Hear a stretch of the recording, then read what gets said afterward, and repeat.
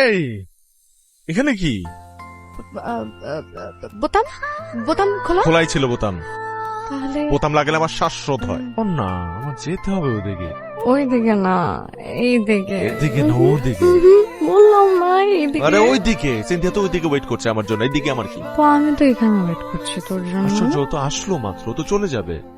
আমি তো চলে যাবো কয়েকদিন পর।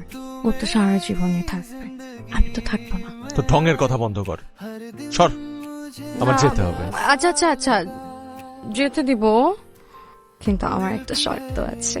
আমিও একটা টিপ।